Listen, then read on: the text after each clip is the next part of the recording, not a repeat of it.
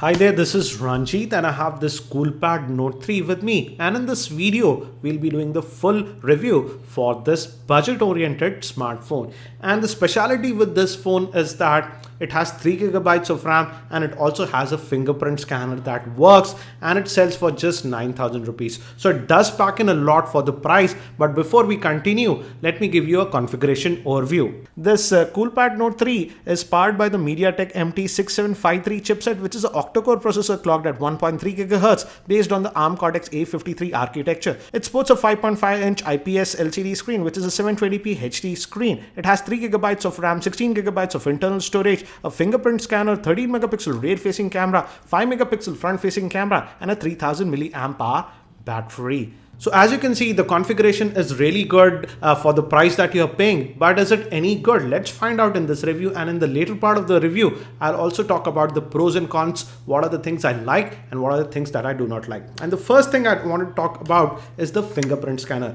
We have this fingerprint scanner here at the back, and it is actually really fast. For example, if I just tap it, it unlocks immediately. It is blazingly fast. Another good thing with the fingerprint scanner is that you can also specifically lock some apps. So you have to actually use your fingerprint to unlock those apps. For example, I have locked this Chrome app and now I have to place my finger to unlock it, and it works very well. So that's a built-in app that we have, and you can lock in any app you like with this one. So to sum it up, I would say the fingerprint scanner actually works really well on this Coolpad Note 3, and it is really fast in my opinion. So a thumbs up for the fingerprint scanner.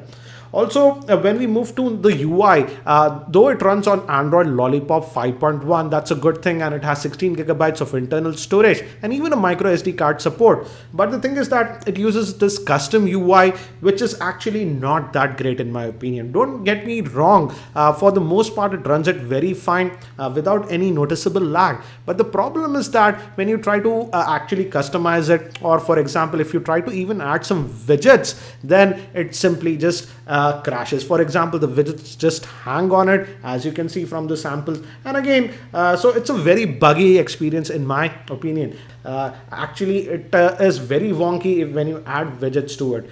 So I would not suggest adding widgets if you use this phone. Now moving to the screen, it sports a 5.5 and 720p HD screen, and the screen quality is actually really good. Whites actually look white, not like pale yellow in some other Android phones that we see. So in terms of screen quality, the screen quality is good, I would say. But if you move to extreme angles, it fades in a little bit. But overall, considering the price point, I would say I was happy with the screen quality. Now moving towards the camera, the rear facing camera is a 13 megapixel shooter, whereas the front facing camera is a 5 megapixel shooter. I would say the 13 megapixel rear facing camera actually takes very good pictures in outdoor lighting conditions. As you can see from the sample shots, they are very good when you have ample of light. But again, when we move to indoor lighting conditions and in artificial lighting condition, it simply struggles, and there is actually a lot of noise in the pictures. So if you primarily take photographs in artificial lighting and in low lighting, then you won't be happy with the camera performance. Another thing that I have noticed is that in the auto mode, the exposure is always haywire.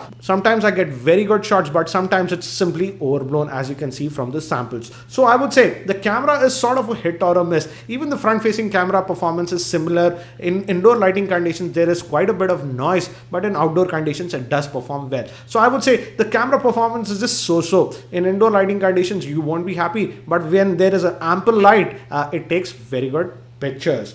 Now moving to gaming, I did quite a bit of gaming with this device, and it sports that MediaTek Octa Core processor. And the good thing is that in terms of gaming, it played very well in terms of the gameplay. As you can see, I played quite a few heavy games also. But one thing that I have noticed is that with the extended gaming, if you do gaming over 10 minutes, the handset tends to heat up, and it can go as high as 48 degrees Celsius. So you have to be aware of that.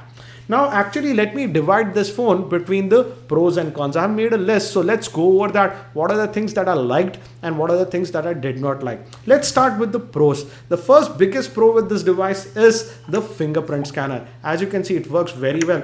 Again, let me show you, and it works very well. In fact, I was amazed at the performance of the fingerprint scanner, and the good thing is that you can even lock some specific apps if you would like with the fingerprint scanner, and that works really well.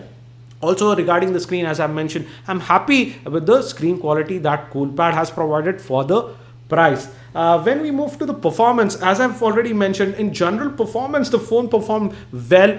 There was no lag and stuff. Apart from if you start to add widgets and stuff, it goes wonky. So in general day-to-day performance, the performance of the phone was fine, I would say. But I did notice that with some heavy usage, it does tend to get a bit warm. So you have to be aware of that. Now, if we move to the cellular call quality, here again, I was happy with the cellular call quality. The earpiece quality is really good, and the voice calls were loud and clear.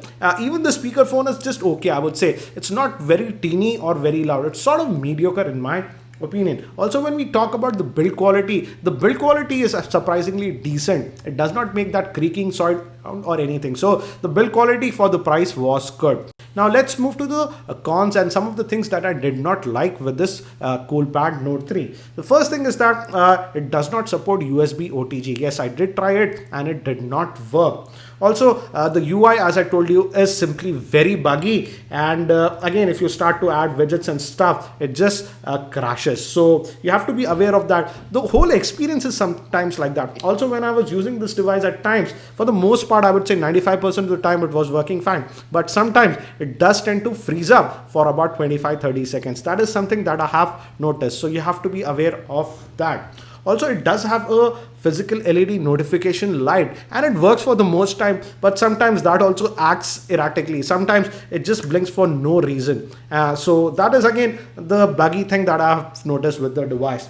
Also, when we move to the battery life, though it has a 3000 milliamp hour battery, but the battery life that I was getting was not that great. I would say in terms of screen on time, I was getting around 2.5 hours of screen on time, but the standby time was terrible on this phone. It is one of the worst standby time that I've seen on Android phones. In fact, if you don't even use the phone for a day, just put your SIM and leave it, it'll die in 24 hours. So the standby time is actually not that good. But again, with a casual usage, you can push it for a working day. But again, at the end of the day, you would have to charge the device. So the battery life is strictly very average in my opinion.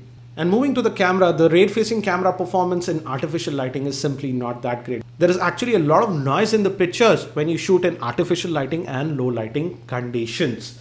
Also, I did notice that this device tends to heat up quite a bit with sort of heavy usage and if you do gaming. So you have to be aware of that.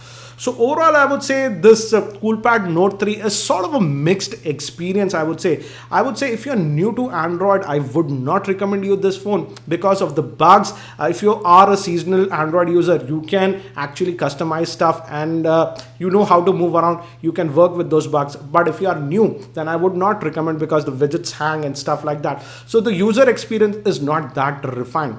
But again, if we talk about the hardware, for the price, you are getting a lot. You are getting a very good fingerprint scanner that works.